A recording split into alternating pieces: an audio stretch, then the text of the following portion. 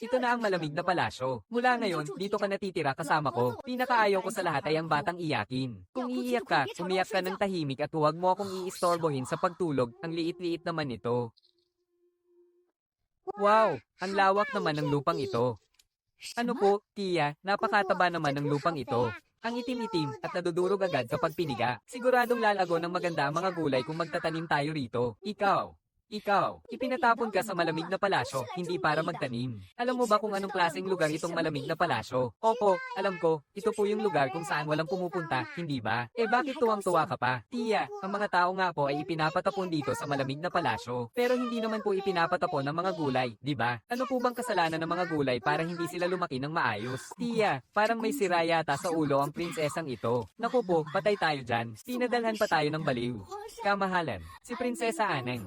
Siya ang naging mitya ng buhay ng sarili niyang ina. At ngayon, nadamay pa ang aking paboritong Jade Rui at bigla na lang nabasag. Regalo pa naman iyon ng yumaong emperador. Ang pagkasira ng isang banal na bagay ay isang malaking palatandaan ng kawalang galang at kamalasan. Araw at gabi po akong kinikilabutan, kamahalan. Dahil natatakot po ako na hindi lang ang Jade ang nabasag, kundi isa itong babala mula sa kaluluwa ng yumaong emperador sa langit. Kamahalan, sinuri ko po ang mga bituin kagabi. At ang araw ng kapanganakan ni Prinsesa Aneng ay nagpapakita ng isang malakas at isinumpang kapalaran. Kung mananatili pa siya rito sa palasyo, baka maapektuhan pati ang kinabukasan ng ating imperyo. Kamahalan, kung hahayaan niyo pa siyang manatili sa palasyo. Natatakot po ako na ang mga prinsipe na ang susunod na mamalasin. Sigurado po ako na maging ang mga kababaihan sa palasyo ay hindi rin isusugal ang buhay nila.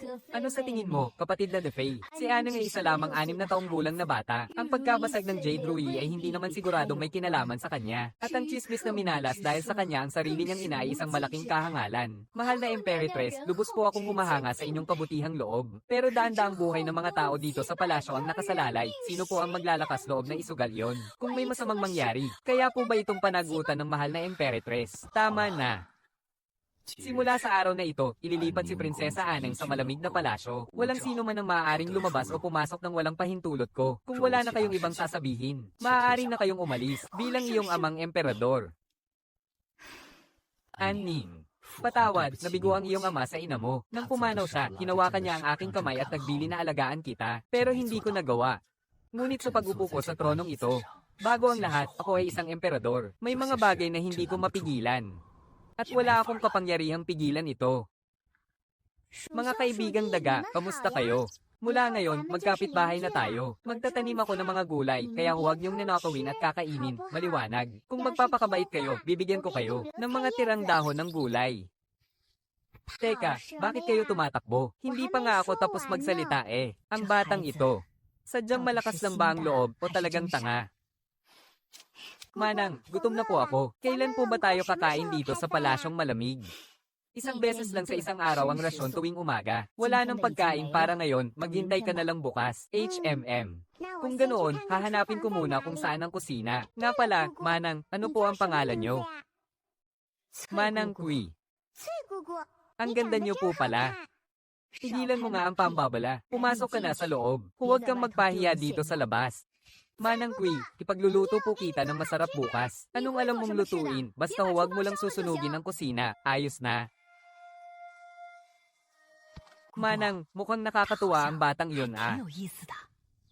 Nakakatuwa. Anong nakakatuwa sa kanya? Bumalik ka na sa trabaho, lumipas na ang oras ng almusal. Wala nang natirang pagkain para ngayon. Pero, ang tagal-tagal pa ng bukas ng umaga. Sabi ng nanay ko, kapag napunta ka raw sa isang bagong lugar, 3 bagay muna ang dapat mong hanapin. Kung saan ang balon ng tubig, kung saan ang kusina, at kung saan ang palikuran. Nakita ko na kung nasaan ang balon. Ang kusina. HMM. Siguro yun yung kwartong may simenea banda roon. Mukhang walang tao. Wow!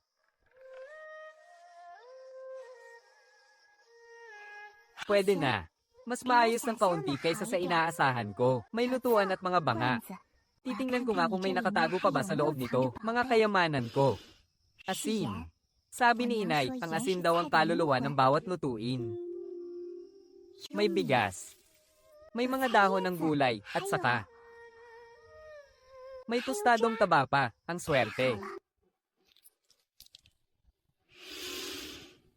Sabi ni inay. Sabi niya, ang tostadong taba at dahon ng gulay, kapag pinakuluan, masarap na itong pamatid gutom. Heto na, simulan na natin. Sabi ni Inay, hanggat hawak natin ang kawali, tuloy ang buhay. Sa oras na magninggas ang apoy sa kalan, may matatawag ka ng tahanan. MMM. MMM. Malaking itim na kawali, aking kawali. Huwag mo sana akong maliitin Pagkatapos kong magluto, kuskusin kita hanggang sa kuminang ka.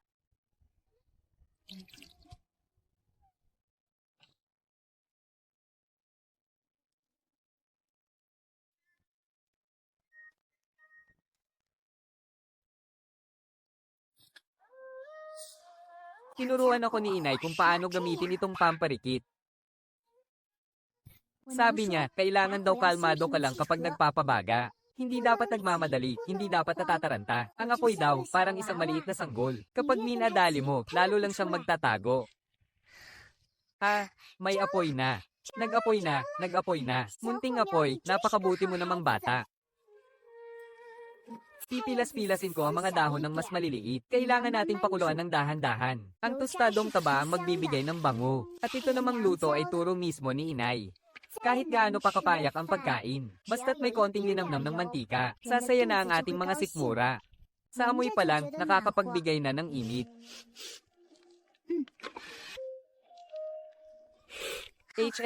Kuhang-kuha ko ang timpla ni Inay.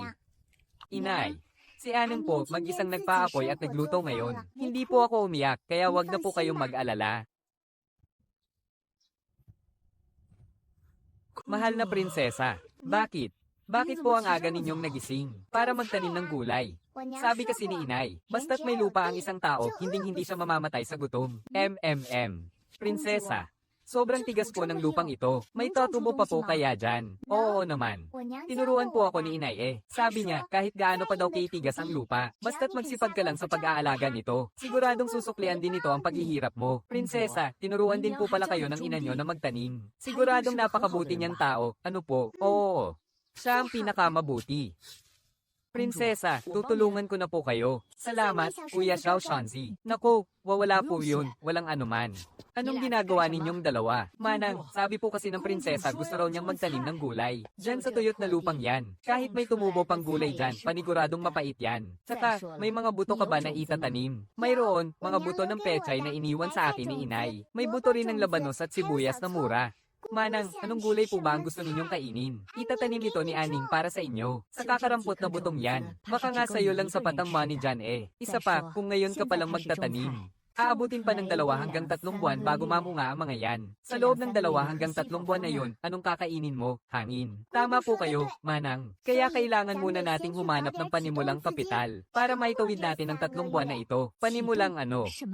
Prinsesa, ano po yung panimulang kapital? Iyon ang magiging puhunan natin para makapagnegosyo. Sabi kasi ni Inay, kapag wala raw tayong pera, kailangan nating gumawa ng paraan para ipagpalit sa pera ang ibang mga gamit. Prinsesa, magnenegosyo kayo rito sa malamig na palasyo. Oo naman, magnenegosyo tayo. Manang, yung mga maharlikang ginang na dating nakatira rito sa malamig na palasyo, may naiwan ba silang mga gamit na hindi na nila kailangan? Mga lumang alahas, mga lumang damit, mga lumang palamuti, kahit ano pwede. Anong binabalak mo? Hindi pwedeng pakialaman ng basta-basta ang mga gamit dito sa malamig na palasyo. Prinsesa, tingnan niyo po kung pwede to. Pwede na ang kalidad nito, pero panalo sa disenyo dahil kapag mas luma ang estilo, direkta na itong tinatawag na retro style. Retro style. Ano po yung retro style? Ibig sabihin, habang paluma ng paluma ang isang gamit, lalo itong nagiging mahal. Gustong-gusto ng mga mayayaman ang mga gamit na may ganitong klaseng kasaysayan. Pwede na rin to. Kikinis to pag pinunasan, mabebenta pa, kahit medyo kalawangin na. Pero mapapakinis din yan pag kinuskos. Prinsesa, ang luma at sira na po ng mga gamit na to, mabebenta po ba talaga yan? Saka, gamit pa to mula sa malamig na palasyo. Baka isipin ng iba, malas to, huwag kang mag-alala. Ang pinakamarami dito sa palasyo ay mga walang magawa at mga mayayaman. Yung mga lingkod at yunuko na may konting ipon. Gustong-gustong bumili ng mga kakaibang gamit. At itong mga gamit dito sa malamig na palasyo, mga mamahaling naiwan ng mga dating maharlikang ginang. Walang mabibili ang iba nito, kaya siguradong mabebenta.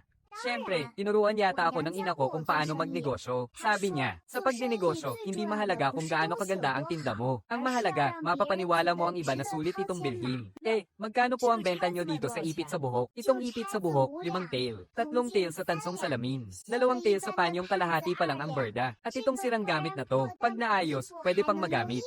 Isang tail at kalahating pilak. Prinsesa, 2 tail lang po ang sahod ko sa isang buwan. Kaya nga hindi lahat makakabili. Pero basta may isang kagat. Tatubo na tayo ng malaki. Prinsesa, paano niyo po nalaman kung paano magpresyo? Tinuro ng ina ko. Sabi niya, kahit gaano ka pa kahirap, dapat marunong kang magkwenta. Kung hindi, habang buhay kang maghahirap at hindi na makakabangon. Prinsesa, napakagaling po talaga ng inyong ina. Kaya nga, kailangan ko ring maging magaling tulad niya. Hindi ko siya pwedeng ipahiya. Sigurado po, magiging napakagaling niyo rin, prinsesa.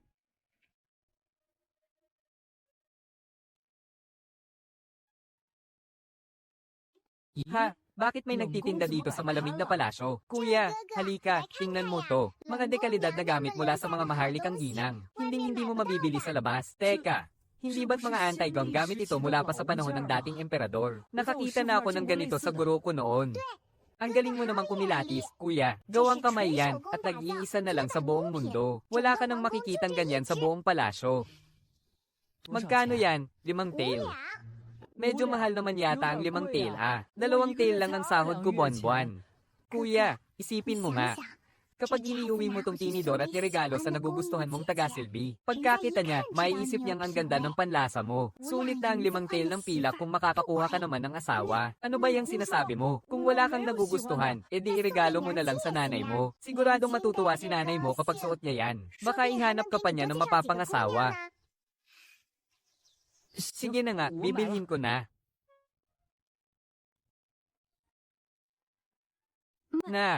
Naibenta natin. Ang ganda ng buena mano, 5 tail ng pilak, pasok. Ang galing niyo talaga, mahal na prinsesa. Naibenta nga talaga. Tara, bili na tayo ng bigas. Bibili ng bigas, saan naman tayo bibili? E di sa kusina ng palasyo. Nandoon na ang lahat. Tara na, bilis.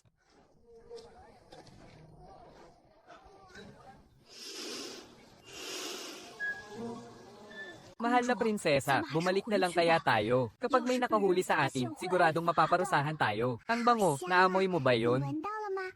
Amoy ng braised pork. Naamoy ko nga po. May inihaw na manok pa, pero galing po tayo sa Cold Palace. Kapag nahuli tayo ng mga taga-kusina na nagnanakaw ng pagkain, papaluhan po tayo ng kahoy. Huwag kang matakot, sumunod ka lang sa akin. Sumunod ka lang sa senadorias ko. Mahal na prinsesa, 6 na taong gulang pa lang po kayo. 10 taon po ang tanda ko sa inyo. Bakit naman po ako susunod sa senadorias nyo? Kasi ako ang boss, at ikaw ang tauhan ko. Boss ang masusunod. Ha? Saan ang galing ang pasaway na batang ito, ang palihim-lihim pa ng kilos? Hindi nyo ba alam kung anong lugar ito, ha? Mahal na prinsesa. Nahuli na po tayo. Anong gagawin natin? Magandang araw po, Momo. Ako po si Prinsesa Aneng. Nakatira po ako ngayon sa Cold Palace. Taga Cold Palace, nandito sa kusina ng palasyo para magnakaw ng pagkain. Hindi po ako nagnanakaw, nandito po ako para makipagnegosyo sa inyo, Momo. Isang paslit na tulad mo mula sa abandonadong palasyo, makikipagnegosyo sa akin. Manang, gusto ko sanang araw-araw bilhin ang mga natirang sangkap sa kusina ng palasyo. Mga itinapong dahon ng gulay, mga buto ng manok at bahaw na kanin. 2 pilak kada buwan, pwede ba yon? Hindi naman sa hindi pwede. Pero anong gagawin mo sa mga walang kwentang bagay na ito?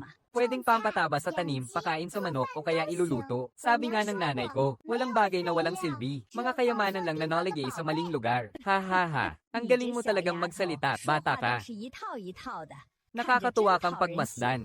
Dagdagan ko pa ng 1 pilak. Basta itabi nyo lang po ako ng mga pampalasa. Kahit asin, toyo, at mga tira-tirang mantika lang, ayos na. Sige, payag ako. Kunin mo rito araw-araw tuwing madaling araw. Siguruhin mong walang makakakita sa'yo. Maraming salamat po, Manang. Napakabuti niyo po talaga. Hay, nga pala, Manang. Kung bigla kayong maghanap ng masarap na pagkain, pumunta lang kayo sa abandonadong palasyo at hanapin niyo ako. Ipagluluto ko kayo ng masarap. Haha, ikaw na 6 na taong gulang na paslit, anong masarap naman ang maluluto mo? Lahat na ng pinakamasasarap na pagkain ay nandito na sa kusina ng palasyo. Malalaman niyo rin po pagdating ng araw. Manang, mauuna na po kami. Kakaiba rin talaga ang batang iyon.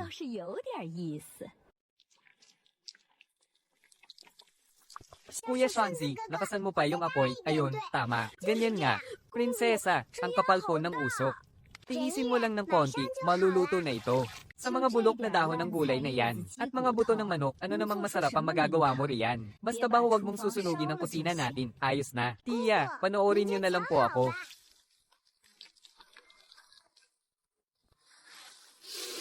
Ang bango. Pwede na rin. 还行吧。 Tia, tikman nyo na po habang mainit pa.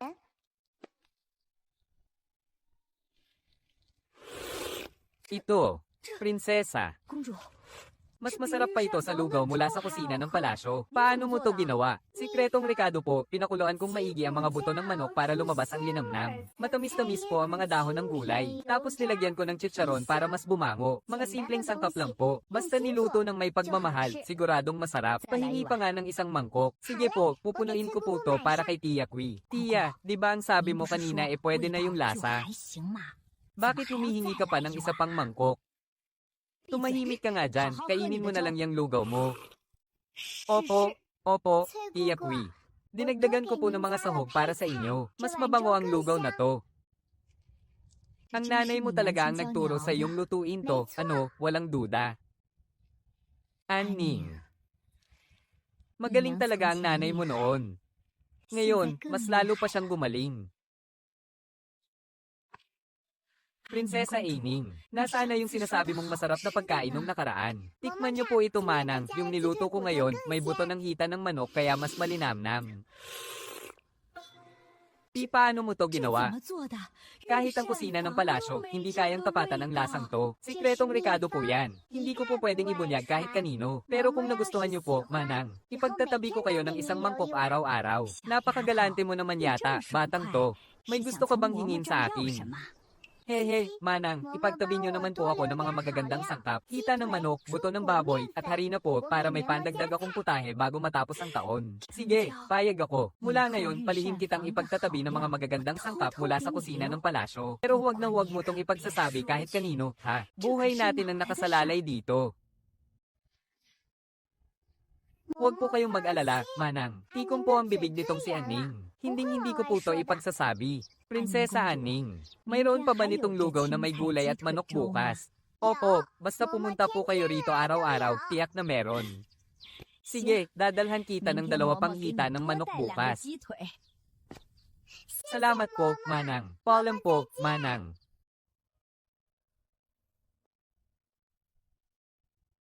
Bye Kai, bumangon ka na riyan at magbunot ng labanos, huwag ka ng tamarin sa kama. Munting sibuyas, mag-inat-inat ka na.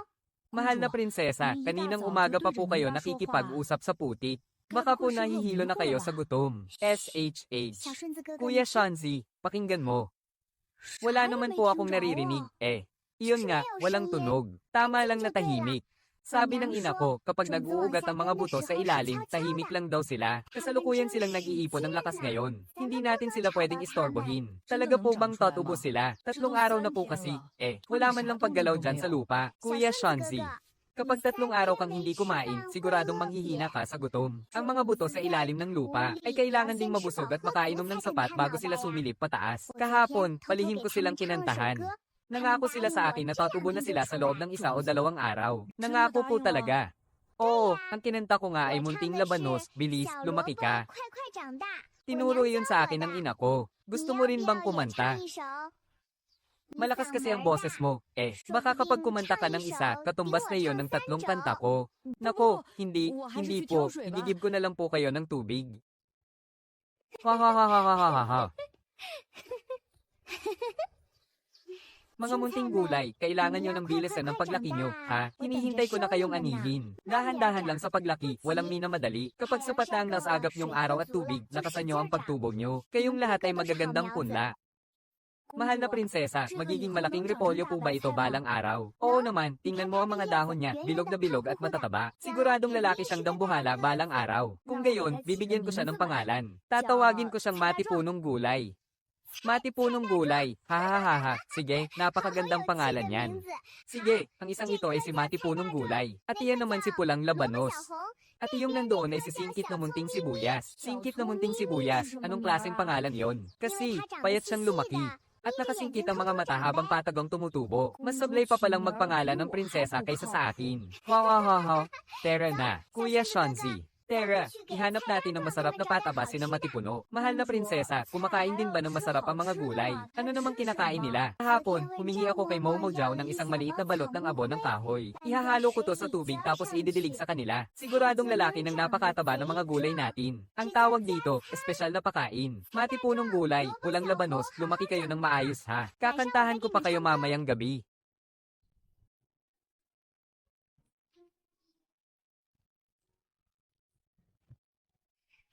Mahal na prinsesa, ang laki po ng labanos. Mas malaki pa sa kamao ko. Ito na si Mati Punong Gulay. Hindi niya tayo binaygo. Mahal na prinsesa, nakakain po ba to? Siyempre naman.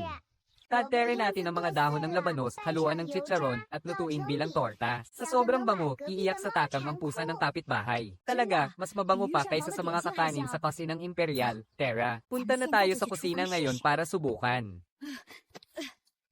Mahal na prinsesa, sandali lang, hintayin niyo po ako. Sabi ng nanay ko, hindi masarap kapag masyadong luto ang gulay. Kailangan daw ng malakas na apoy at mabilisang paggisa. Pagkasirit sa kawali, hanguin na agad. Mahal na prinsesa, ang bango-bango po, grabe. Anong ginagawa ninyong dalawa rito sa kusina? Gugo, tamang-tama po ang dating nyo, kaluluto lang. Kayo po ang unang titikim.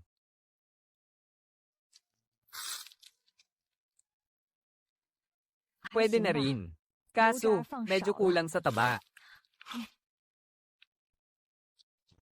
Damihan nyo ang gawa bukas. Masusunod, Gugo, bukas, siguradong busog kayo. Mahal na prinsesa, marunong din palang pumuri si Gugo. Kitang-kita ko, 2 beses siyang napalunok kanina eh. Sabi nga ng nanay ko, kapag masarap ang pagkain, bibig na mismo ang magsasabi ng totoo. Mas tapat pa ang bibig ni Gugo kaysa sa mukha niya. Huhugasan ko na po tong mga mangkok. Hayaan mo na, ako na ang gagawa niyan mamaya. Ha ha ha ha. Hoy, Kuya Shanzi. Anong tinitingnan mo riyan habang nakatalong ko, daig pa ng mukha mo ang ampalaya sa Simon Gut? 3 lang naman tayo rito. Kahit araw-arawin natin, hindi natin to mauubos. Kapag pinatagal pa natin to, kukunat na ang gulay na to. Ang titigas ng tangkay ng matandang repolyo, pwede nang pamalo ng tao. Kung hindi natin kayang ubusin, edi ibenta natin. Ibebenta naman kanino? Sa mga nagdaraan. Kahit walang dumadaan dito sa tarangkahan ng malamig na palasyo. Pero kung lalabas-labas tayo ng kaunti, sigurado namang may mga dama at baiting na dumadaan doon, di ba? Mahal na prinsesa, seryoso po ba kayo? Nandito po tayo sa malamig na palasyo. Sino naman ang sadyang pupunta rito sa malamig na palasyo para lang bumili ng gulay? Anong gulay ba ang wala sa kusina ng palasyo? Ang gulay ng kusina ng palasyo ay sa kanila. Ang gulay natin, tayo mismo ang nagtanim. Sariwang-sariwa at bagong bunot pa mula sa lupa. Sabi nga ng aking ina, ang gulay na bagong pitas at ang gulay na nakatambak na ng isang araw ay malaki ang pinagkaiba sa lasa, kahit pa may bumili. Ano namang ibebenta natin? Kung puro dahon ng gulay lang, bibilhin nila yan tapos sila pa ang magluluto. E di lutuin muna natin bago ibenta. Lutuin. Eh ano namang lulutuin natin at ibebenta? Nakalimutan mo na ba yung ginawa kong sabaw na may buto ng manok noon? Ang linamnam kaya ng sabaw na yon. Samahan mo pa nitong mga sariwang gulay natin. Tapos lagyan natin ng kaunting bigas at palambutan para maging lugaw. Ano sa tingin mo? Ang bango noon, di ba? Mabango nga po, pero kung magtatayo kayo ng pwesto para magbenta, hindi pwedeng gulay lang. Kailangan natin ng bigas, karne, at mga pampalasa. Kuya Xiao Shanzi, nakalimutan mo na ba si Manang Zhao sa kusina ng palasyo? Araw-araw kaya siyang nagtatabi ng mga tira-tira para sa atin. Mga buto ng manok, tangkay ng gulay, tirang kanin, pati ng mga chicharon. Hindi na pinapansin ng kusina ng palasyo ang mga iyon. Pero pag iniuwi natin at niluto, nagiging napakasarap na pagkain. Pero, may bibili po ba talaga ng lugaw dito sa malamig na palasyo? Paano kung may bumili nga? Paano kung pumili sila? Paano kung araw-araw na silang pumila rito pagkatapos? Mahal na prinsesa, masyado naman po atang marami ang mga paano ninyo. Sabi nga ng aking ina, ang mag-isip ng 100 beses ay walang sinabi sa paggawa nito ng kahit isang beses. Kuya Xiao Shanzi, subukan na kasi nating magbenta kahit isang araw lang. Sige na. Sige na nga. Sige na. Magkano naman ang benta natin bawat mangkok? Makinig ka sa akin.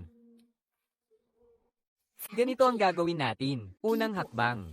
Linisin muna natin ang kusina. Pangalawang hakbang. Kausapin si Zhao Momo na magtira pa ng maraming buto ng manok. Pangatlong hakbang. Sa ikatlong araw. Magbubukas na tayo. Ano na naman ba yung binubulong-bulong ninyong dalawa dyan? Nakapagpakulo na ba kayo ng tubig? Hindi ba kayo gagamit ng mainit na tubig pang hilamos? Gugo. Pinag-uusapan lang namin ang isang malaking negosyo. Mamaya na natin isulat. Mga baliw talaga.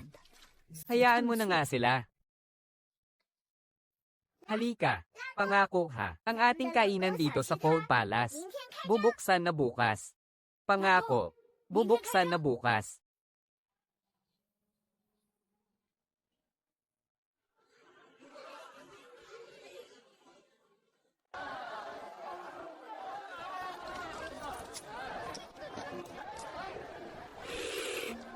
Prinsesa Aneng, ang sarap naman ng lugaw na ito. Mayroon pa ba bukas? Mayroon, pero 10 mangkok lang araw-araw. Unahan na lang ha. Prinsesa Aneng, paano niyo po inihaw ang labanos na ito? Ang tamis at ang bango. Mas masarap pa ito kaysa sa matamis na labanos ng kusina ng palasyo. Lihim na recipe namin yan. Hindi pwedeng ipaalam sa iba. Bilisan niyo naman dyan sa unahan. 1 oras na akong naghihintay rito. Bakit ba kayo nagmamadali? Sulit naman ang paghihintay para rito. Mahal na prinsesa, magtataas na ba tayo ng presyo? Ang dami kasing nakapila eh. Kahit itaas natin sa 20 barya bawat mangkok, siguradong mabibenta pa rin ito. Hindi tayo magtataas. Ang kailangan natin ay maging sikat. Hindi ang panandali ang kita lang. Tama. Kapag nasanay na ang lahat na pumunta rito sa Cold Palace, saka lang talaga lalago ang negosyo natin. Aba, maganda yata ang takbo ng negosyo ninyo ah. Gogo, gusto niyo po bang tumulong? Babayaran ko po kayo. Wala akong pakialam sa bayad mo, no. Wala lang akong magawa ngayon. Kaya titingnan-tingnan ko lang kayo. Si Gugo talaga. Halata namang masaya siya. Ayaw pa aminin. Ang dami yatang pumupunta sa Cold Palace ngayon ah.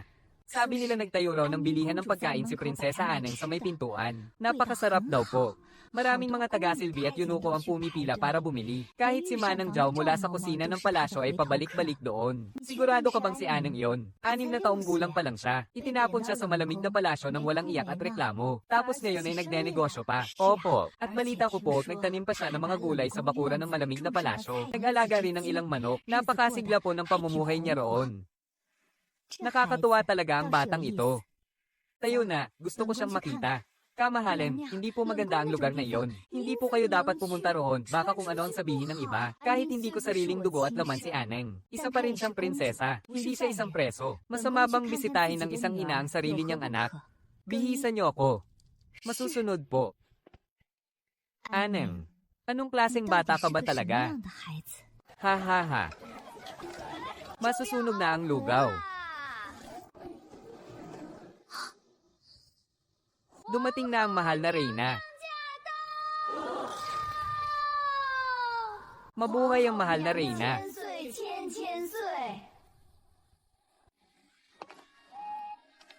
Aneng, ikaw ba ang nagtayo ng maliit na tindahang ito? Pagpupugay po, inang reyna. Ako po. Wala naman po kasi akong ginagawa rito sa malamig na palasyo. Kaya nagtayo po ako ng maliit na negosyo. Isa kang prinsesa. Bakit ka nagtitinda? Inang reyna, kailangan din po kasing kumain ng isang prinsesa eh. 1 beses lang po sa isang araw ang rasyon ng pagkain dito. Panes pa po madalas. Lumalaki pa po ako, kaya kailangan ko pong kumain. Mga kawal, padalhan nyo ng bigas, harina, at mantika ang malamig na palasyo. Magpadala rin kayo ng 2 bagong kumot. Maraming salamat po, Inang Reyna. Inang Reyna, gusto niyo po bang tikman ang niluto kong lugaw na may manok? Sigurado po akong hindi pa kayo nakakatikim nito. HMM. Sige na po, Inang Reyna, tikman nyo na po. Isang higop lang po, pagkatikim nyo, paniguradong hanapin nyo pa. Hindi na kayo makakapigil. Napakasarap nga. Aneng, simula ngayon, padadalhan mo ako ng 1 mangkok araw-araw sa palasyo ng Kunming. Gusto kong araw-arawin ang lugaw na may manok ni Aneng, ha? Kahit gaano pa karami ang gusto mong kainin, Inang Reyna, walang bayad. Ikaw talagang bata ka, nag-uusap pa tayo tungkol sa pera. Siyempre po, kahit magkapamilya, dapat malinaw ang kwentahan, di ba? Pero dahil pamilya ko naman po si Inang Reyna, libre lang po, Aning. Nahirapan ka ng husto. Nako, hindi po talaga. Hindi po nahihirapan si Aning kahit kaunti. Sa malamig na palasyo, may lupang pwedeng taniman at may mga manok na pwedeng alagaan. At may lugaw pang pwedeng ibenta. Kaya masayang masaya po si Aning. Ang batang ito, mas matatag pa kaysa sa sarili niyang ina at mas matibay ang loob. Amang hari, nabalitaan ko pong pumunta si Inang Reyna sa malamig na palasyo. Para bisitahin si Aning. Sa ganoong klaseng lugar. Maayos lang po ba ang kalagayan ni Aning? Wala po bang umapi sa kanya roon? Sabi ng inang Reyna mo, nagtayo raw ng tindahan si Aning sa loob ng malamig na palasyo. Nagtayo ng tindahan? Anong klaseng tindahan po? Tindahan ng lugaw. At mukhang maganda raw ang benta. Magbenta ng lugaw sa malamig na palasyo, sino namang bibili roon? Sabi nila, araw-araw raw humahaba ang pila. Aba, pati nga si Katie walang jaw ng kusina ng palasyo ay pabalik-balik doon. Kahit ang inang Reyna mo ay pumunta rin para humigop ng lugaw ngayong araw. Sinabihan pa nga niya si Aning na padalhan siya ng isang mangkok sa palasyo ng kunning araw-araw. Gusto ko po sanang pumunta at silipin. Sasama ako. Sasama po kayo, Amang Hari. Bibisitahin ko ang sarili kong anak. May problema ba roon? Wala pong problema. Mauna na po kayo, Amang Hari. Mukhang nag-aalala rin talaga si Amang Hari kay Aning.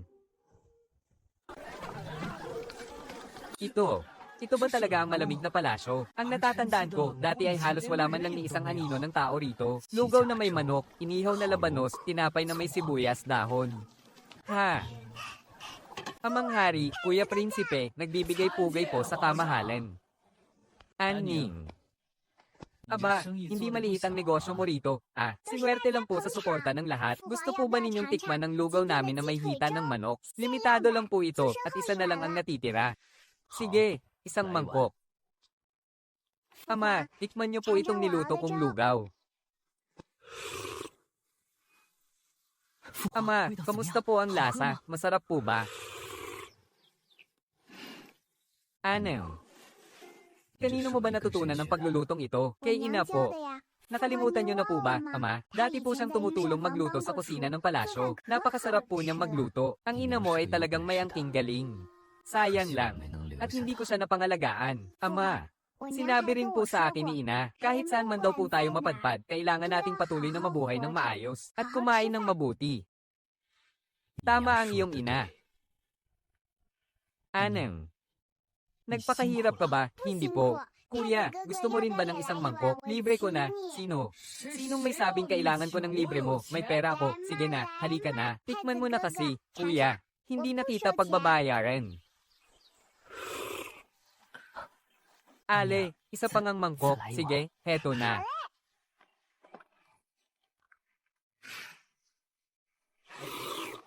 Ale. Ang sarap po ng niluto ninyong lugaw na may manok. Aba, kailan pa naging palengke itong malamig na palasyo? Akala ko tuloy na padpad ako sa pamilihan.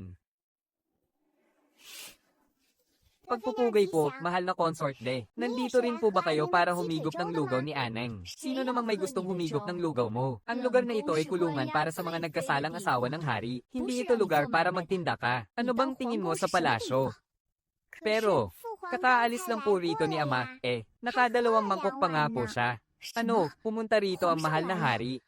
Opo, sabi nga po ni Ama, napakasarap daw ng lugaw. Kaya pinagluto niya pa po ako ng marami. Babalik pa daw po siya bukas. Pumunta rin po rito si Kuya. Nakadalawang mangkok din po siya. Nagbalot pa nga po siya ng may uuwi. Kayo talaga. Mahal na consort, pakalmayan niyo muna ang sarili niyo. Humigop po muna kayo ng lugaw. Libre lang po. Anong klaseng sarap ito? Ang sarap-sarap naman ito. Kamahalan. Masarap po ba? Umalis na tayo. Nakakainis. Gusto ko pa sana ng isang mangkok, pero nakakahiya namang humingi pa. Kamahalan, sa susunod po, ipagpapareserba ko kayo ng magandang upuan. Hindi nyo na po kailangang pumila. Kakamahalan. May lugaw po sa gilid ng labi ninyo. Tumahimik ka. Nasarapan po kayo pero ayaw nyo lang aminin. Ang labo talaga ng mga matatanda. Mahal na hari. Ang pagdinegosyo ni Prinsesa Aneng sa malamig na palasyo, napakawalang galang at nakakahiya kapag kumalat ang balitang ito. Saan na lang natin ilalagay ang mukha ng maharlikang pamilya? Para sa akin, ayos lang naman yon. Mahal na hari, ano pong sinabi ninyo? Si Aneng ay isang 6 na taong gulang na bata, itinapon sa malamig na palasyo, pero hindi man lang umiyak o nagwala. Nagtatanim siya ng gulay at nag-aalaga ng manok para buhayin ang sarili niya, at napanatili pa niyang maayos at malinis ang buong palasyo. Sa tingin ko, mas mabuti na ito kaysa sa mga taong walang ibang ginawa kundi umiyak at magmukmak maghapon. Pero, mahal na hari, isa po siyang prinsesa. Paano magnenegosyo ang isang prinsesa at magpapakita sa mga karaniwang tao? Isa nga siyang prinsesa. Pero anak ko rin siya. Itinapon ko siya sa malamig na palasyo. At sobra na akong nagkulang sa kanya. Ngayon, nabubuhay siya gamit ang sarili niyang kakayahan. Kaya anong karapatan kung pigilan siya? Hindi po yan ang ibig kong sabihin. Kung sa tingin mo ay hindi dapat magnegosyo sa malamig na palasyo, edi ilalabas ko si Aneng at ibabalik sa pangunahing palasyo para doon tumira. Pero ang isinumpang kapalaran ni Prinsesa Aneng, Consort Day. May hangganan ng pasensya ko. Tapos na ang usapan tungkol kay Aneng. Masusunod po. Shu Aneng. Hindi pa tayo tapos. Sisiguraduhin kong mapapalayas ka sa palasyo, gaya ng nanay mo. Aneng, hindi pwedeng puro ka lang negosyo at hindi nag-aaral. Dinalhan kita ng ilang libro rito. Kuya Prinsipe, ang bait-bait mo talaga sa akin. Sinong mabait sa'yo? Naisip ko lang na, bilang isang prinsesa na hindi marunong magbasa, tiyak na magiging kaiyahiya ito sa maharlikang pamilya kapag kumalat ang balita. Kuya Prinsipe, nababasa ko po kaya ang lahat ng ito. Tinuruan po ako ng aking ina. Tinuruan ka ng ina mo. Opo, sabi ng ina ko, kailangan din daw pong matutong magbasa ng mga babae para hindi raw po madaling maloko balang araw. Napakabuting ina ng iyong nanay. Tama po, kaya hinding-hindi ko po siya ipapahiya. Kuya Prinsipe, turuan mo naman po akong sumulat ng tula. Sige na. Sige ba? Pero, mahigpit akong magturo, ha? Kapag pangit ang isinulat mo, wala akong sasantuhan. Maliwanag ba? Pagbubutihan ko po talaga. Sige, unahin nating pag-aralan ng isang ito. Kuya Prinsipe, tingnan mo nga po ang sulat ko. Ayos lang ba? Ang talino rin talaga ng batang ito.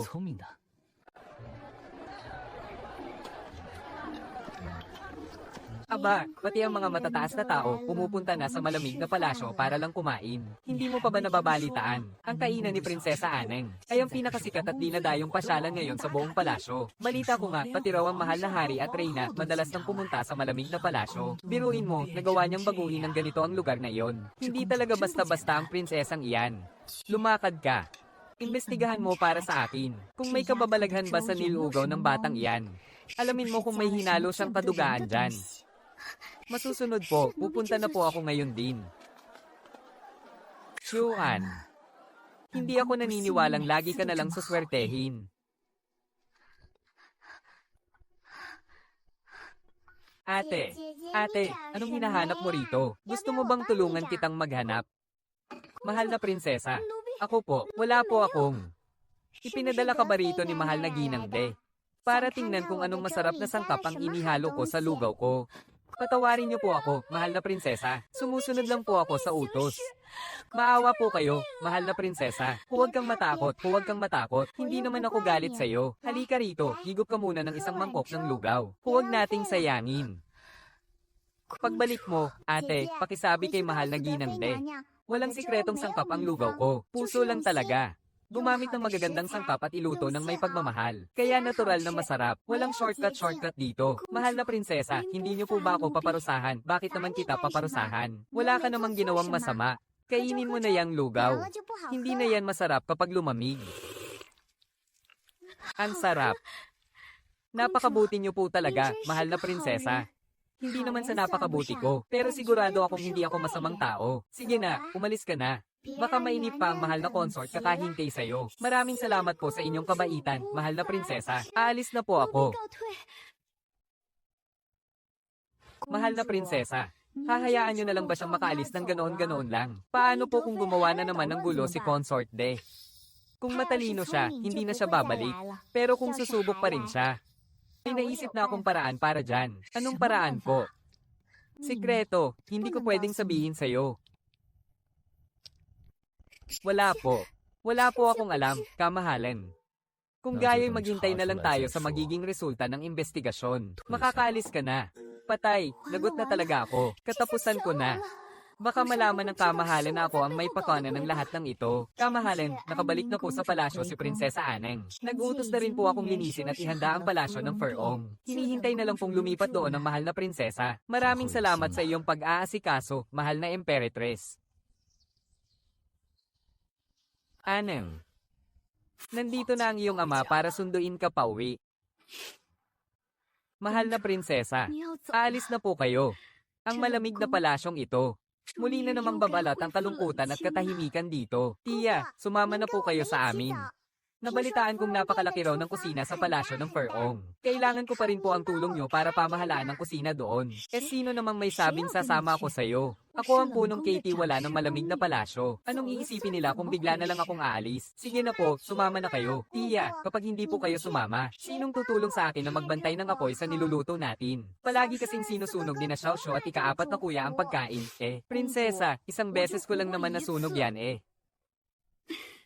Sige na, pupunta na ako, okay. Pero linawin ko lang ha, bawal bawasan ang sahod ko. Hindi po mababawasan yan. Prinsesa, paano naman po ako? Iiwan nyo na po ba ako? Kuya Xiao Shanzi, ikaw kaya ang pinakaunang tauhan ko. Siyempre, sasama ka sa akin. Kapag nagbukas na ang kainan natin sa tapat ng tindahan ng Ferong, ikaw ang hahawak ng pera. Prinsesa, totoo po ba? Totoo, pero kapag nagkamali ka sa pagkwenta, babawasan ko ang sahod mo. Huwag po kayong mag-alala, prinsesa. Magaling yata ako sa numero.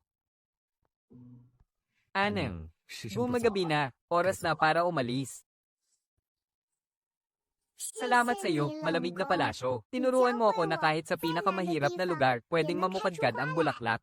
Napakabait na bata. Halika na, aking prinsesa. Iuuwi ka na ng iyong amang hari. Hoy, huwag niyo munang isara ang kainan. Babalik pa ako rito para kumain tuwing gabi. Ang batang ito, napakabuti talaga ng prinsesa. Hoy, naiyan niyo dyan sa unahan, kanina pa ako naghihintay rito Manang, di ba sa kusina ng palasyo po kayo nagtatrabaho? Bakit kayo nakapila rito? Ano naman kung galing akong kusina ng palasyo? Kailangan din naman namin kumain Manang, huwag po kayong magmadali. Mayroon pa namang natitira sa kaldero. Biruin mo, ang isang kagalang-galang na prinsipe na ngongolekta ng bayad dito. Kuya prinsipe, ang tawag dito ay pagdana sa totoong buhay. Sa ganitong paraan, kapag naging emperador ka na balang araw, maiintindihan mo kung paano talaga namumuhay ang taong bayan. Ang galing mo talagang magsalita, Sige na nga, tutulungan na ulit kitang mangolekta ng bayad. Mahal na Emperatress. Tingnan niyo po, ang bata-bata pa ni Prinsesa Aneng. Pero napakasipag at ang galing-galing na niya. Ang lugaw na niluto niya, mas malasa pa kaysa sa gawa ng kusina ng palasyo. Kaya naman tayong mga matatanda, mukha tuloy tayong mga walang silbi at lampas sa harapan niya. Oo nga ang batang ito. Nagmana talaga sa kanyang ina, napakagaling. Dumating na ang tamang panahon ngayon. Hindi mo na kailangang alalahanin pa yan.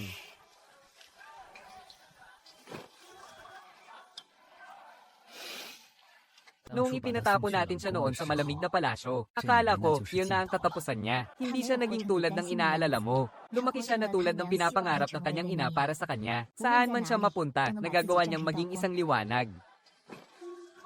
Patawad, kamahalan, dahil hindi ko siya naaalagaan ng maayos. Pero nagawa niyang alagaan ang kanyang sarili. Mahal na ama, heto na po. Ito ang espesyal at pinakasulit na bersyon natin ngayon, may dagdag na sahog. Dinagdagan ko pa ng 2 hita ng manok. Tikman niyo po, pinakuluan ko yan ng mas matagal. Mas malapot at malasa ito kaysa kahapon. Sige, titikman ito ng iyong ama. Anem.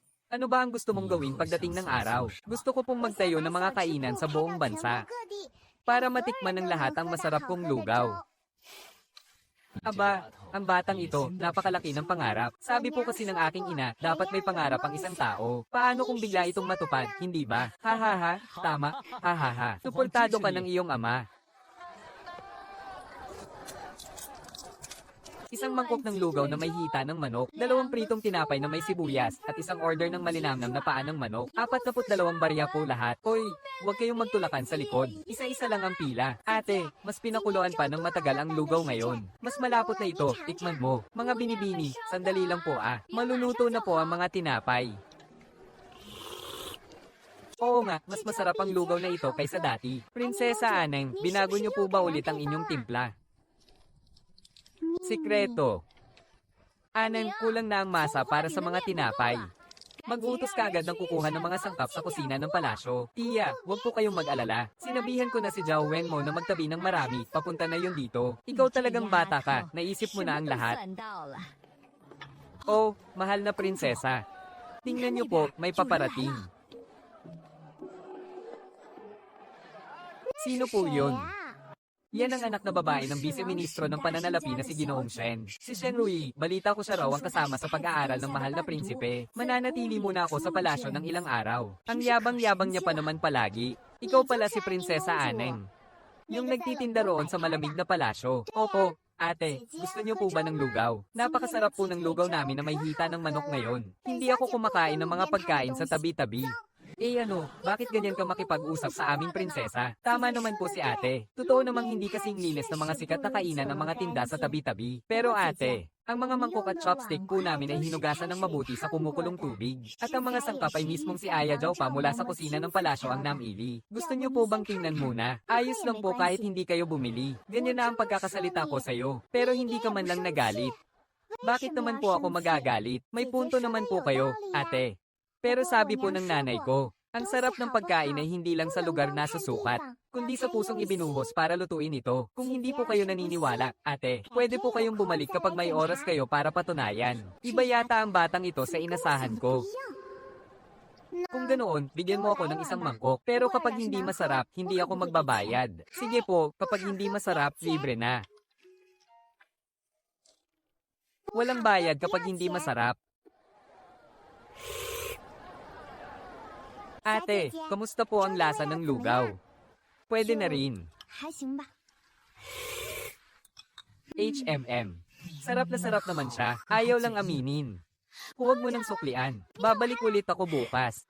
Mag-iingat po kayo, ate. Ipagpapareserba ko po kayo ng magandang pwesto bukas. Eh sinong may sabing kailangan ko ng magandang pwesto? Parang si Kuya Prinsipe rin ng babaeng ito. Ah, parehong mataray, pero malambot naman talaga ang puso. Tama nga ang mga papuri ng mahal na prinsipe. Shen Rui. Ano bang nangyayari sa'yo ngayon? Bakit parang lutang ka? Wah! Wala naman. Galing ka ba sa tindahan ng Ferong kanina? Paano mo nalaman? May dahon ng sibuyas pa sa gilid ng labi mo. Ako. Nadaan lang ako kaya natikman ko. Ano? Masarap, di ba? Ayos lang. Medyo kulang lang ng kaunti kumpara sa restoran ng Zuaxian. Huwag ka nang magkaila, sinasabi ko sa'yo. Kahit ang amang hari ay per-impuri ang lugaw na luto ni Aneng. Talaga, nakatikim na rin yan ng kamahalan. Madalas pumunta doon ang amang hari. Minsan, kapag inaabot siya ng hating gabi sa pagbabasa ng mga ulat mula sa palasyo, iniuutos pa niya kay Yunoko Gui na bumili sa tindahan ng Ferong para dalhin sa kanya. Mahal na prinsipe. Ganoon ba talaga kagaling si Prinsesa Aneng?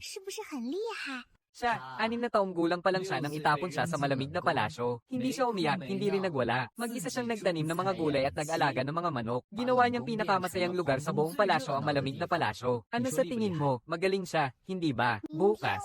Babalik ako para kumain ulit ng isang mangkok. Haha, huwag mong kalimutang magdala ng pilak. Hindi siya nagpapautang. Maraming pilak ang binibining ito.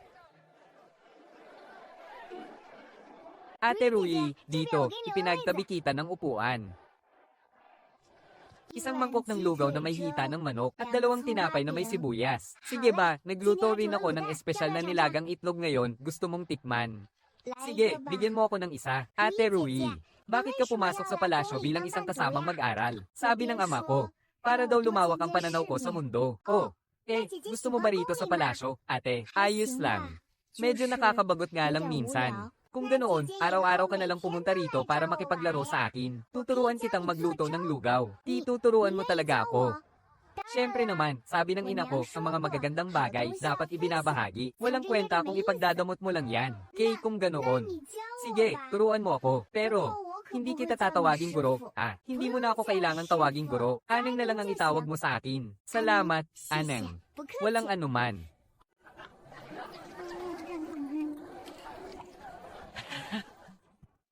12 barya po lahat. Ito po ang sukli ninyong 3 barya. Ingat po. Aneng, hulaan mo kung ilang mangkok ang benta natin ngayong umaga. 46 at kalahating mangkok. Ang kalahati ay dahil hindi na napuno yung huling kaldero. Kalahating mangkok lang din ang siningil ko. Walang kulang kahit isang costume. Ate Rui, 3 araw ka palang nagtatrabaho. Pero ang galing mo na magkwenta. Mas mabilis ka pa kaysa kay Kuya Xiao Shanzi na kalahating buwan nang nandito. Nung isang araw nga, napasobra pa ng 3 barya ang sukli niya. Ayun, pinilipat tuloy ni Tia Kui ang tainga niya buong araw. Ate Rui, heto na ang sahod mo. May dagdag pa yang 2 pirasong karne. Kung ganun, bukas makakabenta pa ako ng 10 mangkok. Mualang-galang na, kaibigan. Gusto ko lang sanang magtanong, anong lugar ba ito? Bakit napakaraming nakapila? Bago ka lang dito, pwesto ito ng pagkain ni Prinsesa Aneng. Ang pinakamasarap na pagkain sa buong palasyo ay nandito na. Si Prinsesa Aneng, yung 6 na taong gulang. Oo, 6 na taong gulang pa lang. Pero napakagaling na bata. 6 na taong gulang pa lang, nakapagpatayo na ng sariling pwesto dito sa malamig na palasyo. Tingnan mo, araw-araw ganyan kahaba ang pila. Nakakatuwa naman. Susunod, isang mangkok ng lugaw na may manok at malutong na tinapay. Kaninong order po ito? Ikaw ba si Aneng? Opo, ako nga si Aneng. Sino po kayo, Tiyo? Parang pamilyar po kasi ang mukha nyo. Nung maliit ka pa, madalas kitang karguhin. Baka hindi mo na ako natatandaan. Ako ang tiyuhin mo, si Prinsipe Duan. Ang Tiyo Duan mo. Narinig ko po sa mahal na hari na nasa hangganan daw kayo para makipagdigma. Tama po ba? Kakabalik ko lang sa kapital at nabalitaan kong nagtayo ka raw ng pwesto rito sa palasyo. Kaya sinadya talaga kitang puntahan dito. Tiyo, ang tiyuhin ni Aneng. Kasi po, ngayon ko lang unang nakita ang tiyo ko. Wala po akong maibigay na regalo bilang pasalubong sa inyo. Kaya bibigyan ko na lang po kayo ng isang mangkok ng lugaw na may gulay at manok na ako mismo ang nagluto. Aneng, masyado ka namang magalang. Kung may magbibigay man ng regalo, dapat ako ang magbibigay sa'yo, di ba? Tiyo, tikman nyo na po. Aba, kakaiba ito ah. Ang sarap. Aneng, itong lugaw mo ay 100 beses na mas masarap kaysa sa niluluto ng mga sundalo sa hangganan. Siyempre naman, kung nagustuhan po ninyo, Tiyo, araw-araw na po kayong pumunta rito. Itatabi ko po para sa inyo ang pinakamalaking mangkok. Kuya, sadyang kakaiba ang batang si Aneng. Itinapon siya sa abandonadong palasyo noong 6 na taong gulang pa lang siya. Imbes na panghinaan ng loob, nagawa pa niyang pasayahin at paunlarin ang buhay niya. Ako ang nagkulang sa kanya. Huwag mong sisihin ang sarili mo, kuya. Nabalitaan ko rin ang tungkol kay Defei. Nagmana ang bata sa kanyang ina. Matapang at malawak ang pangunawa. May taglay rin siyang katatagan na hindi kayang tibagin ng sinuman. Ang ina niya ay ang uri ng tao na kayang gawing matamis ang kahit anong pait ng buhay. Ang katatagan na yan ni Aneng ay pamana lahat mula sa kanya. Kuya, gusto ko sanang dalhan si Aneng ng mga gamit mula sa hangganan. Mga pambihirang bagay. Ano kaya ang magugustuhan niya? 2 bagay lang ang hilig niya. Ang kumain at kumita ng pera. Kung mayroon kang mga espesyal na sangkap mula sa hangganan, siguradong matutuwa siya ng sobra. Haha. Mabuti kung ganoon.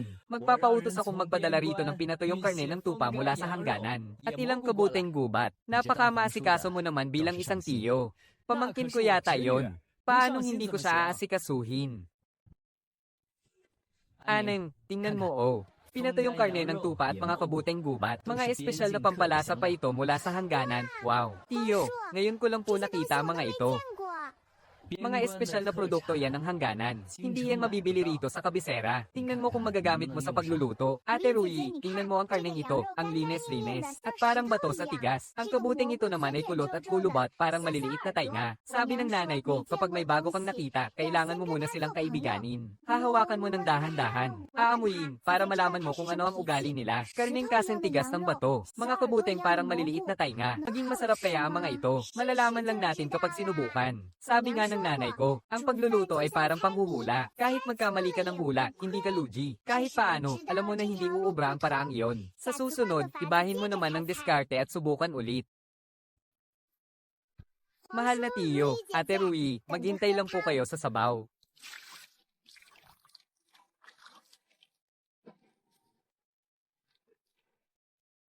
Kailangan itong pakuluin ng dahan-dahan para makapagkwentuhan muna ang karne ng tupa at mga kabute sa loob.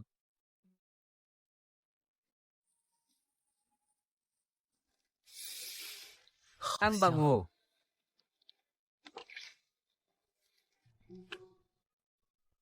Mahal na tiyo, Ate Rui, tikman nyo na po agad.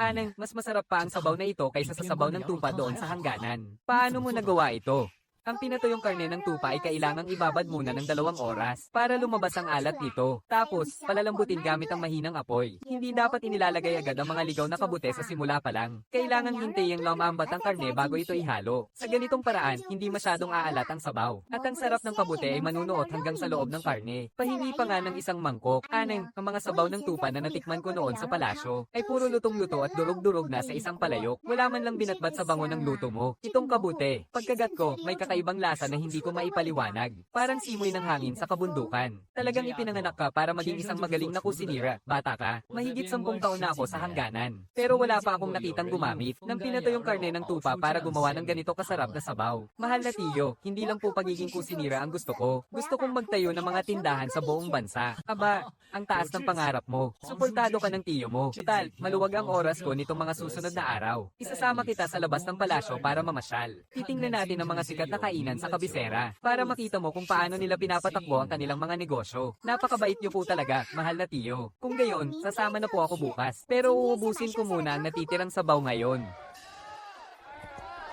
Mahal na tiyo, ano po iyon? Iyan ay tanghulo. Gusto mo bang matikman? Opo. Ang tamis. Hindi ka pa nakakatikim ng tanghulo. Hindi pa po. Noong nasa malamig na palasyo pa ako, halos wala nga po akong makain na sapat. Wala naman tayong pera pambili ng tanghulo eh. Wow! Ang laki namang restoran ito. Ito ang pinakamalaking restoran sa kabisera, ang Zhu Xianlu. Lahat ng mga opisyal at maharlika ay dito kumakain. Masarap ba ang mga pagkain nila? Pwede na rin. Pero sa tingin ko, mas masarap pa rin ang luto mo. Isang malaking karangalan ng pagbisita nyo, mahal na Prinsipe Duan. Tila nagliwanag ang aming abang kainan sa inyong pagdating. Tuloy po kayo. Hindi kami kakain ngayon. Ipinapasiyan ko lang ang pamangkin ko. Ito na ba si Prinsesa Annie? Matagal ko na pong naririnig ang pangalan ninyo. Matagal na pong nakarating sa akin ang balita tungkol sa tindahan ng prinsesa sa loob ng palasyo. Magandang araw po, Ginoong Jean. Naisip po ba ng prinsesa na magtayo rin ng tindahan sa labas ng palasyo? Handa po akong tumulong sa pag-asikaso kung sakali. Naisip ko na yan. Pero hindi pa ngayon. Sabi nga ng nanay ko, kapag masyadong malaki ang hakbang, madaling madapa. Kailangan ko munang palagwin ng tindahan ko sa loob ng palasyo. Saka na natin pag-usapan ng sa labas. Napakabata pa ng prinsesa, pero napakalawak na ng kaisipan. Bilib po talaga ako sa inyo. Hindi pangkaraniwan ng batang ito. Siguradong malayo ang mararating niya sa hinaharap. Kailangan kong gumawa ng paraan para makipag-partner sa kanya ng maaga. Maganda ang sinabi mo, pamangkin. Balang araw, kapag gusto mo nang magtayo ng tindahan sa buong bansa, tutulungan ka ng tiyo mo. Salamat po, Tiyong Duan.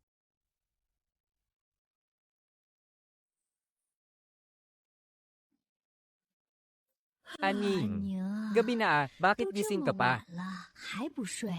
Gogo, nag-iisip po kasi ako ng mga bagong putahe eh. Kanina po kasi sa labas ng Zhu Xianlu, nakita ko ang nakapaskil nilang menu. Ang daming pagkain na hindi ko pa nakikita kailanman. Huwag mong sabihin gusto mong makipagkumpetensya sa Zhu Xianlu. Hindi po.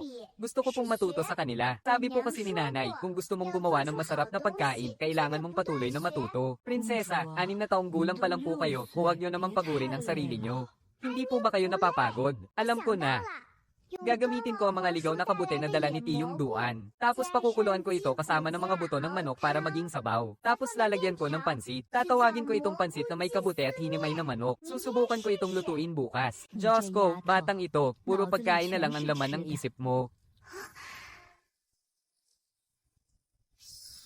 Gagawa ako ng pinakamasarap na mami sa buong mundo. May bago kaming putahe.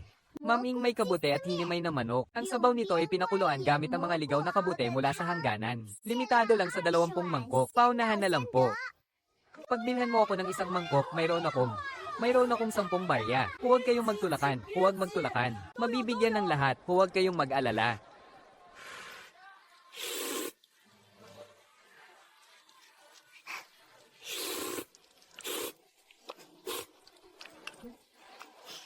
Aneng, napakasarap naman ng mami na ito. Paano mo ito naisip? Kahapon kasi, sa labas ng restoran ng Zuaxian, nakita ko sa menu nila na mayroon silang mami. Kaya naisipan kong subukan. Nilagyan ko ng ligaw na kabute at hinimay na manok ang sabaw. At pinakuluan ko pa ito ng dagdag na 2 oras. Mas magaling ka pa kaysa sa kusiniro ng restoran ng Zuaxian. May ibubuga talaga ang dalagang ito. Teka, huwag kayong magmadali. Ubus na po ang mami natin ngayon. Agahan nyo na lang po bukas. Ang bilis naman, 2 oras akong pumila. Dagdagan mo ng 10 mangkok bukas. Huwag po kayong mag-alala. Wow! Ha ha ha ha.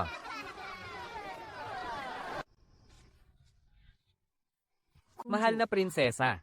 Kumita tayo ng 80 pilak ngayong buwan. Mas malaki ito ng 20 pilak kumpara noong nakaraang buwan. Maganda ang takbo ng negosyo. Kuya Xiao Shanzi. Ngayong buwan, dadagdagan ko ng 5 pilak ang sahod ninyo ni Tia. Salamat, mahal na prinsesa. Sino? Sinong may sabing kailangan ko ang pera mo? Kung ayaw mo, Tia, edi ibibigay ko na lang lahat ng dagdag na sahod kay Kuya Xiao Shanzi. Sinong nagsabing ayaw ko? Ibinigay mo na. Wala nang bawian. Ha ha ha ha.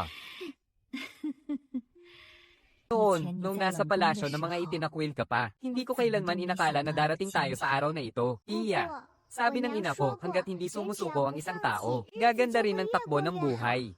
Tama ang iyong ina. Ina, nakikita mo ba? Maayos po ang kalagayan ni Aneng. Makakaasa po kayo.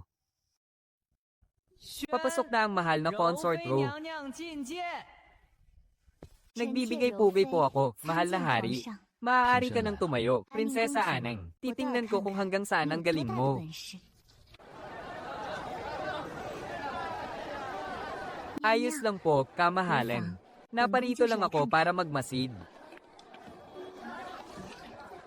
Magandang araw po, ate. Gusto niyo po ba ng lugaw? Ikaw ba si Prinsesa Aneng? Ako si Consort Ru. Magandang araw po, mahal na Consort Ru. Hindi na kailangan ng formalidad. Nabalitaan kong napakasarap daw ng ginagawa mong lugaw. Kaya sinadya ko talagang pumunta rito para matikman yan. Sandali lang po, kamahalan. Napakasarap po ng lugaw natin na may hita ng manok ngayon. Ikukuha ko po kayo ng isang mangkok.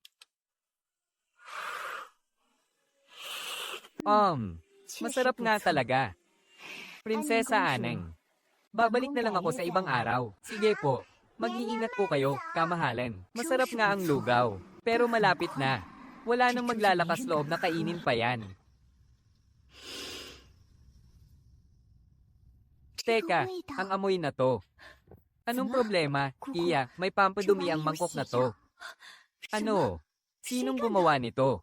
Ang alalay na kasama ni Consort Ru ang naglagay niyan. Mahal na prinsesa, anong gagawin natin? Kung sasabihin niyang sumakit ang tiyan niya sa kinain niya rito, masisisira ang reputasyon ng tindahan natin.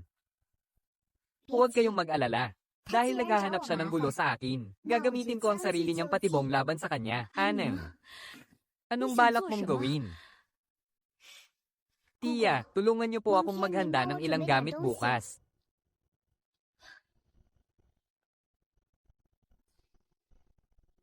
Kamahalan, ayos na po ang lahat. Bukas na bukas din po, tatawagin ko ang manggagamot ng palasyo at sasabihin sumakit ang tiyan niyo dahil sa lugaw ni Prinsesa Aneng. Magaling. Kapag nasuri na ng manggagamot, tiyak na magsasara ang tindahan niya. Kamahalan, hindi po ba masyadong malupit ang gagawin natin? Isa pa lamang pong bata si Prinsesa Aneng. Bata, dahil sa kanya, nakulong sa palasyo ang pinsan kong si Consort De. Muntik pa siyang itapon sa abandonadong palasyo. Hindi simpleng bata ang isang yan. Kapag hindi tayo humanap ng paraan para mapaalis siya sa palasyo, magiging walang katapusan ng problema natin. Masusunod po. Chu Aneng, huwag mo sana akong sisisihin kung kailangan kitang pabagsakin. Kung may dapat ka mang sisihin, sisihin mo ang sarili mo dahil nakaharang ka sa landas namin.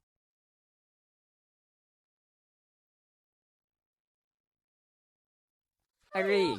Aray ko! Aray! Prinsesa Aneng, matapos kong kainin ang lugaw mo kahapon, hindi na tumigil ang pananakit ng tiyan ko. May inihalo ka bang kung ano sa lugaw na yun? Mahal na Consort Ru, sinasabi niyo po bang nasira ang tiyan niyo dahil sa lugaw ko? Tama, at ipinatawag ko na ang manggagamot ng palasyo para suriin yan. Kung may makita mang masama sa lugaw mo, siguradong ipaparating ko ito sa mahal na emperador. Mahal na prinsesa, maaari ko po bang suriin ang inyong lugaw? Siyempre naman. Pero, Lolong manggagamot, pwede po bang suriin niyo muna ang mangkok na dala ni mahal na Consort Ru? Anong ibig mong sabihin? Yan po ang mangkok na ginamit ninyo kahapon, hindi ba? Kaya iminumungkahi ko po na yung mangkok muna ang suriin. Kung may hinalo man sa lugaw, paniguradong may matitira pa ring bakas sa mangkok na yan. Patay! Nakalimutan kong hugasan ang mangkok. May bakas nga ng pampadumi sa mangkok na ito, lolong manggagamot. Ngayon, heto ang tanong. Nasa lugaw ba ang pampadumi o nasa mismong mangkok? Kung nasa lugaw yan, dapat ay mayroon din sa palayok ko. Gusto niyo po bang suriin din ang natirang lugaw sa palayok ko? May punto po ang mahal na prinsesa. Susuriin ko pong mabuti. Mahal na prinsesa, wala pong anumang problema sa lugaw na nasa palayok. Ang pampadumi ay inilagay na lamang sa mangkok pagkatapos itong masandukan. Ay, ikaw. Nagsisinungaling ka. Bakit ko naman gagawin? Baka naman po nagkakamali lang kayo ng alala, mahal na consort row. Siguro po, hindi ang lugaw ko ang may problema. Kundi baka kung ano lang talaga ang nakainyo kaya nasira ang tiyan nyo. Consort row. Ano pang idadahilan mo ngayon?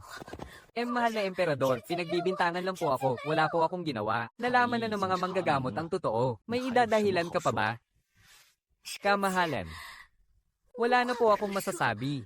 Mga kawal, pinagbintangan ni Consort Ro ang prinsesa, ipatapon siya sa malamig na palasyo, at huwag na huwag nang ibabalik pa. Kamahalan, patawarin niyo po ako. Mahal na Consort Ro, sabi po ng nanay ko, ang pananakit sa kapwa, sa huli ay babalik din sa sarili. Aneng. Patawad anak, hinayaan na naman ng amang hari na maapi ka. Hindi po ako naapi, amang hari, hindi pa nga po ubos ang tinda kong lugaw ngayon eh. Gusto niyo po ba ng isang mangkok? Sige. Bigyan mo ako ng isang mangkok. Ang galing-galing naman talaga ng aking aneng. Napakasarap naman sa pakiramdam nito, kapatid ko. Kahit na natanggalan na ng posisyon si Consort De, malakas pa rin ang impluensya niya. Hindi pa rin ligtas si Aneng dito sa loob ng palasyo. Anong ibig mong sabihin? Ibabalik ba natin si Aneng sa malamig na palasyo? Hindi.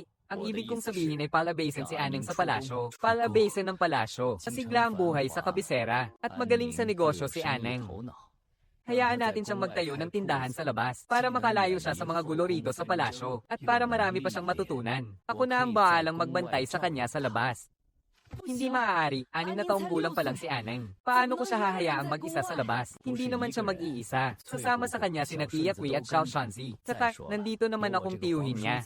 Sinong maglalakas loob na apihin siya? Pag-iisipan ko. 50, 6 na po. Amang hari, kumita po ako ng 5 hanggang 6 na pirasong pilak ngayon. Napakagaling talaga ng aking munting prinsesa. Aneng. May gusto sanang pag-usapan ng amang hari sa iyo. Ano po iyon? Gusto mo bang lumabas ng palasyo at magtayo ng sarili mong tindahan? Lumabas po ng palasyo. Magtayo ng isang tunay at malaking tindahan sa kabisera. Magtayo ng tunay at malaking tindahan sa kabisera. Aalagaan ka ng iyong tiyuhin doon.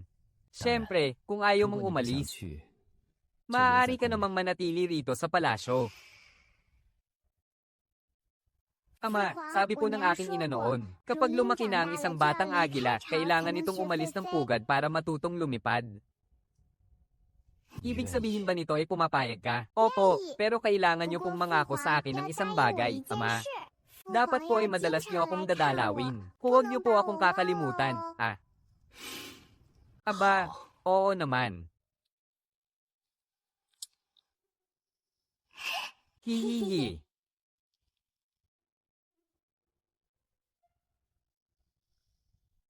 Maraming salamat po sa inyong lahat sa laging pagbisita at pagkain ng lugaw sa tindahan ni Aning. Lalabas na po si Aning ng palasyo para magtayo ng malaking tindahan. Kapag bumisita kayo sa akin sa labas, bibigyan ko kayo ng diskwento. Mahal na prinsesa, mamimiss po namin kayo. Saan po ba kayo magtatayo ng tindahan, prinsesa? Lalabas po kami ng palasyo para bisitahin kayo. Sasabihin ko po sa inyo kapag bukas na ang tindahan ko. Aning. Paglabas mo ng palasyo, alagaan mong mabuti ang sarili mo, ha? Kung may gusto kang kainin, magpasabi ka lang dito sa palasyo. Ipapaluto yun ni Ina sa kusina. Maraming salamat po, Ina. Heto para sa'yo, huwag mong wawalin yan.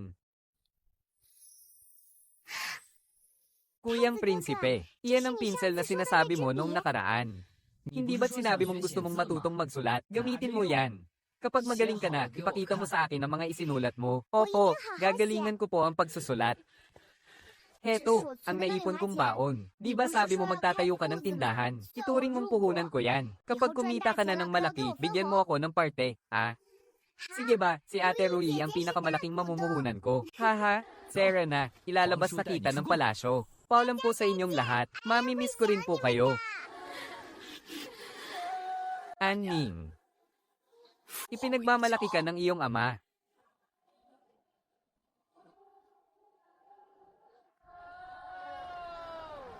Aning, tingnan mo ang pwestong ito. Ano sa tingin mo? Wow, ang laki naman. Hamak na mas malaki ito kaysa sa labas ng tindahan ng Ferong. Ito ang pwestong matagal nang minamatahan ni mahal na Tiyo. Ang ganda ng pagkakapili, ang daming tao. Mamumuhunan ng mahal na Tiyo bilang kasosyo. Maraming salamat po, mahal na Tiyo. Prinsesa Aneng.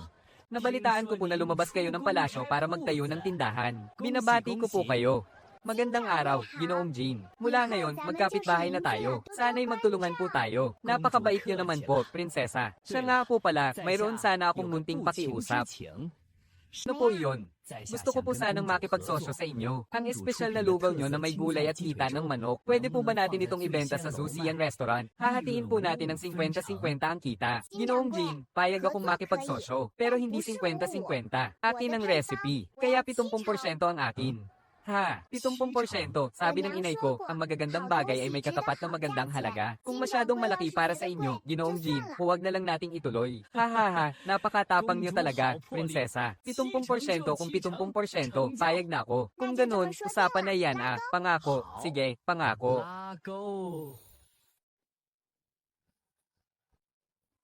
Ha ha ha ha ha. Libre po para sa unang 100 customer ngayong araw. May 20% diskwento naman para sa mga susunod. Maraming salamat po sa inyong pagsuporta. Opisyal na pong bukas ang Aimee Little Spring. Nagawa nga talaga ng batang ito. Ginawa niyang pinakamainit na lugar ang dating pinakamalamig na lugar. At ngayon, papainitin niya ang buong kabisera. Aneng, sobrang proud sa iyo si Kuya. Aneng, tama na muna ang kwentuhan. Halika na rito at tumulong ka. Sobrang dami ng mamimili. Ayan na, 3, 5, 15. 3, 8, 28. Nakita mo ba yon? Pamangkin ko yan. Napakapalad yun naman po, mahal na prinsipe. Siguradong magiging sikat at matagumpay ang batang yan paglaki. Tignan mo ang haba ng pila sa tapat. Kahit ang Zusian Restaurant ko noon, hindi ganyan kasigla nung kakabukas pa lang. Pumunta ka sa kusina at sabihin mong maghanda pa ng 2 kilo ng dekalidad na karne bukas. May sarili akong plano.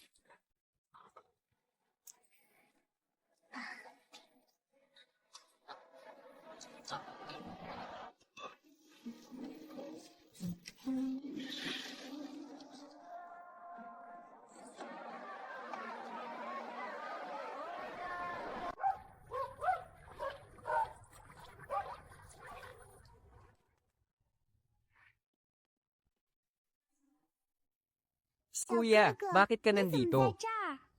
Wala na kasi akong mapupuntahan. Tia, Kuya Shanzi, halika kayo rito, bilis. Bakit nandito ang batang yan? Tia, hayaan na po natin siyang manatili rito. Sige na po, pwede po natin siyang patulungin sa mga gawain. Pakakainin at patutuloyin natin siya ng libre. Talagang tatanggapin niyo ako. Siyempre naman, sabi nga ng nanay ko, kapag may nakita kang taong nangangailangan, tulungan mo sila hanggat kaya mo. Ano nga pala ang pangalan mo? Ako si Yuan Bao. Kuya Yuan Bao. Mula ngayon, kabilang ka na sa kainan ni Aneng. Halika rito. Sumpaan tayo.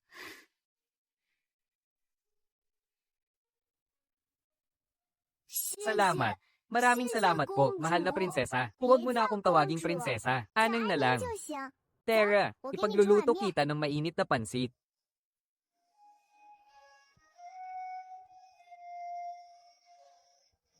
Napakabuti talaga ng puso ng batang ito. Kaya nga po, napakabait talaga ng prinsesa.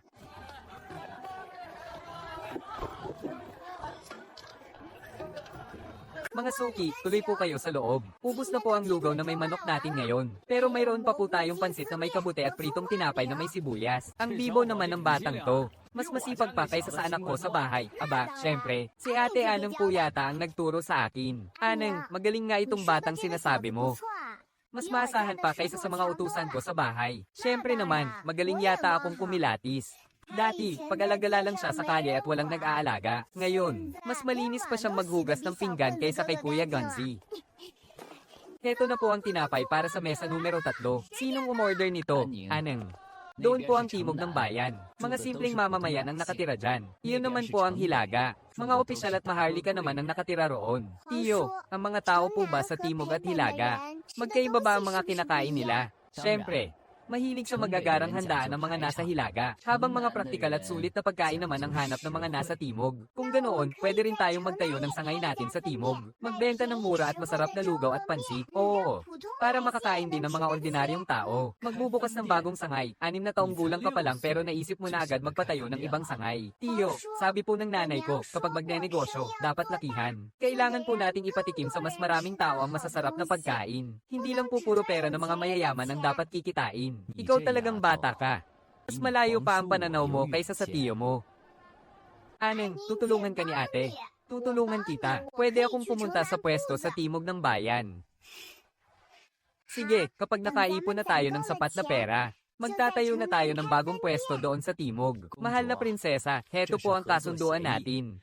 Magsisimula po bukas ang restoran ng Zuaxian na magbenta ng inyong lugaw na may hita ng manok at pansit na may kabutet hinimay na manok. 70-30% po ang hatian natin sa kita. Ginoong Jean, nakasulat po rito na 30 mangkok ng lugaw ang ibibigay namin kada buwan. Masyado pong kaunti yan. Gusto ko pong gawing 30 mangkok araw-araw. 30 mangkok. Araw-araw. Mahal na prinsesa, 50 mangkok nga lang po ang naibebenta ng pwesto ninyo sa isang araw. Kung ibibigay ninyo sa amin ang 30 mangkok, may matitira pa po ba para sa inyo? Kaya nga po kailangan ko ng damihan ng luto ko. Ginoong Jean, huwag po kayong mag-alala. Hindi ko po kayo hahayaang malugi. Kaya Ginoong Jean, sabi po ng nanay ko, sa negosyo, dapat malakas ang loob mong sumubok at kumilos. Magtiwala po kayo sa akin, hindi po kayo magsisisi. Sige, naniniwala ako sa iyo, babaguhin natin. Kung ganoon, napagkasunduan na natin yan. 30 taon na akong nagnenegosyo. Pero ngayon lang ako nakipagtransaksyon sa isang 6 na taong gulang na bata. Pero naniniwala akong hindi ako nagkamali sa pagpili ng taong pagtitiwalaan ko. Doon sa kaliwang kalan natin lulutuin ang lugaw. Sa kanang kalan naman ang para sa pansit. Ilagay ng maayos ang mga pampalasa sa istante, huwag ninyong ikakalat. Aneng, bigla ang pagpapalaki naman yata ito ng negosyo mo. Kakayanin mo ba ang dami ng gagawin? Tiya, nandyan naman po kayo para tulungan ako. Saka isa pa, kailangan ni Ginoong Jean ng 30 mangkok araw-araw. Kaya kailangan na talaga nating palakihin ang pwesto. Hay nako. Mas mabigat yata itong harina ngayon kaysa noong nakaraan. Sige na, simulan na nating magtrabaho.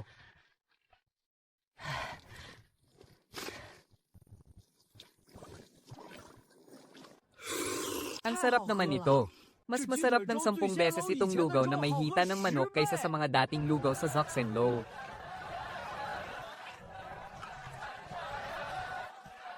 Bilis, punta na tayo sa kainan ni Aneng. Sabi nila kulang pa raw ang 300,000 para ngayon. Magdagdag pa raw ng 200,000.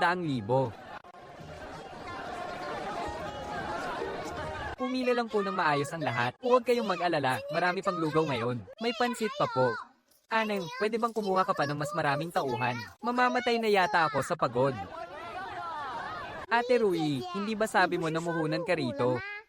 Siyempre kapag kasosyo ka, kailangan mo rin magtrabaho. Namuhunan ako para kumita ng pera, hindi para magpakapagod. Kailangan magtrabaho para kumita, di ba? Sa bagay, mabuti na rin may ginagawa tayo. Kung walang trabaho, siguradong babagsak itong restoran natin. Ama, ano po't mukhang napakasaya ninyo? Napakalakas ng benta ng tindahan ni Aneng sa labas ng palasyo. Akalain mo, nakipagsosyo pa sa kanya ang restaurant Zuaxenlo. Napakagaling talaga ng batang yon. Dati, akala ko'y sinira ko ang buhay niya nang ipatapon ko siya sa malamig na palasyo. Ngunit ngayon, nakikita kong nagkamali ako. Mas marami pa siyang natutunan sa malamig na palasyo kaysa saan man. Ama, may isang sinabi si Aneng noon. Kahit daw sa pinakamahirap na sitwasyon, may bulaklak pa ring mamumukadkad. Tama ka, siya ang anak na pinagmamalaki ko ng lubos.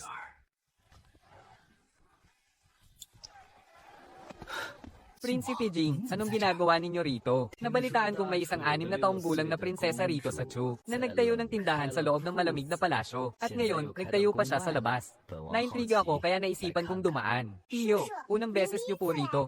Tikman niyo po itong lugaw namin ngayon, napakasarap po nito. Gamit lamang ang mga simpleng sangkap, ay nakapagluto kayo ng ganito ka-espesyal na pagkain. Tunay ngang kakaiba ang kultura sa pagkain ng dakilang Chu. Prinsesa Aneng, mayroon sana akong pakiusap. Ano po yun? Pwede ka bang magtayo rin ng tindahan sa aming kaharian? Ano ba talagang binabalak ng Prinsipe Jing na ito? Magtatayo po sa inyong kaharian. Aba, napakalayo po niyan, di ba? Oo, medyo may kalayuan nga. Kung ganoon, kailangan ko po munang pumunta roon para tingnan kung ano po ang mga hilig kainin ng mga tao sa kaharian ninyo. Sige, hihintayin kita. Ako na mismo ang mag-aasikaso sa'yo, ang batang to. Napakalakas ng loob.